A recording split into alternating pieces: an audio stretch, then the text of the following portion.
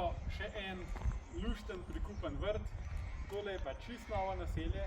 Hiše so tukaj okrog praktično čisto frišno zazidane, še cesta ni asfaltirana, so prišla čisto po offroadu do sem. No, ampak tale kotiček pa že dobiva svojo obliko. Imam še enkrat zelo zanimivo kombinacijo hiške z ometom, antracit, obrobe in vrata. Zelo podobno kot je tukaj na stanovanjski hiši, tako da smo ponovno praktično čisto celoti ujeli barvno kombinacijo.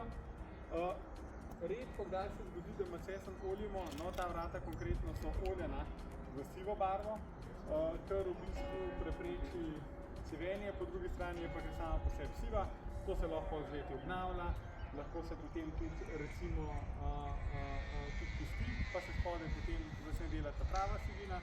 Ampak takšna varianta, takšna hiška načeloma ne rabi čisto nobenega vzdrževanja.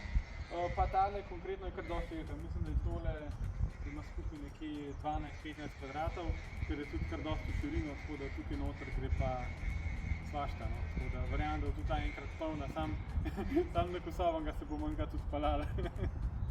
Evo, z okolice Domžal me je pot pelala v Ljubljano.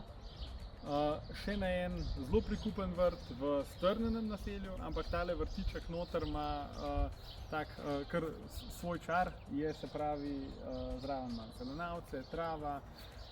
Spet smo lovili razne kote, tukaj je veliko sosedov, ki imajo različne ograje, različne vrtove in tako naprej. No, in tukaj mogoče še en tak dokaz, da Kubi deluje zelo univerzalno in paše na vsak vrt.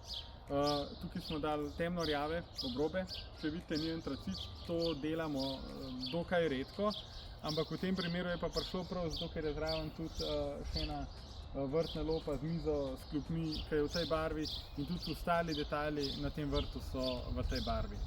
Gre za skladiščno hiško iz macesna, tako kot je bila tista prejšnja, s tem, da je ta postavljena zelo na frišno in še vedno ohranja ta prvotni macesnov videz. Evo, še par detajlov si lahko pogledate, kar se mene tiče se od vas poslavljam, pa se vidimo ponovno naslednjič. Čau, čau!